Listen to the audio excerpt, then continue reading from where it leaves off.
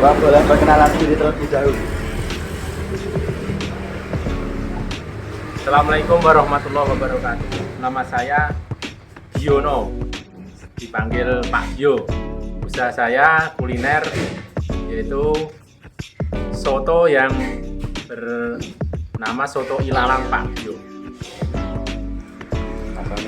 Pertanyaan yang pertama, apa latar belakang berdirinya usaha soto ilalang Bapak ini? Latar belakang berdirinya Soto Ilalang itu diawali dengan keinginan untuk mandiri dalam berusaha, artinya mencari nafkah dengan modal yang tidak terlalu besar tapi hasilnya sangat menjanjikan. Jadi latar belakangnya adalah untuk membuka usaha dalam rangka untuk mencari nafkah. Nah, yang kedua, siapa yang pertama kali mengajarkan cara membuat soto ini? Untuk belajarnya otodidak bersama ibu, artinya kita sering makan soto di beberapa tempat, kemudian kita meramu bumbu yang mempunyai cita rasa berbeda dari yang lain. Jadi belajarnya itu dengan kreasi sendiri, mencari informasi dari beberapa tempat yang telah membuka usaha soto yang laris gitu. Yang ketiga, kapan Bapak mulai membuka usaha berjualan soto ini? Membuka usahanya diawali tahun 2003 yang lalu. Selanjutnya, siapa yang biasanya membantu menjual soto ini? Bapak berusaha bersama keluarga, jadi ibu dan anak-anak membantu semua. Selanjutnya, biasanya Bapak jualan soto ini di hari apa saja? Gimana pernah jelas? Biasanya Bapak jualan soto ini pada hari apa saja? Untuk buka non-stop, artinya setiap hari buka, tidak ada hari liburnya gitu. Jadi tidak ada libur khusus, enggak. Jadi buka terus, kecuali ada keperluan yang penting. Selanjutnya, kapan biasanya waktu atau hari yang biasanya ramai pembeli, Pak? Gimana? Kapan biasanya waktu atau hari yang biasanya ramai pembeli? Untuk biasanya hari libur itu biasanya 2 kali lipat. Kalau untuk kesehariannya juga alhamdulillah banyak pembeli. Tapi kalau untuk pas hari libur pembelinya meningkatnya lebih banyak gitu. Selanjutnya, bagaimana proses pembuatan soto ini dan bahan-bahan yang digunakan apa saja? Untuk bumbu soto yang digunakan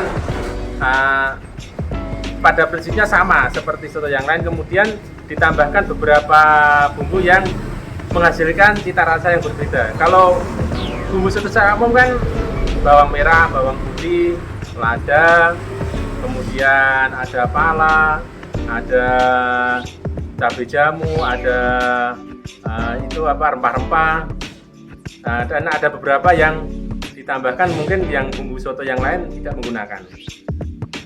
Selanjutnya, apa kendala yang pernah Bapak alami saat menjual soto? Itu pernah terjadi kendala pada saat terjadi wabah corona. Jadi itu hampir 1 tahun penuh tidak beraktivitas karena konsumen jadi konsumen tidak berani beli di tempat umum gitu yang terjadi pada saat itu. Yang terakhir, lalu apa harapan Bapak ke depannya dalam menjual soto ini? Harapan saya untuk jualan soto ini ya bisa semakin berkembang, dengan harapan nanti untuk bisa berlanjut apabila anak-anak untuk memulai usaha sudah ada jalan yang sudah dirintis gitu. Jadi tidak perlu mengulang atau mengawali dari nol. Jadi bisa digunakan untuk kemajuan generasi yang berikutnya gitu.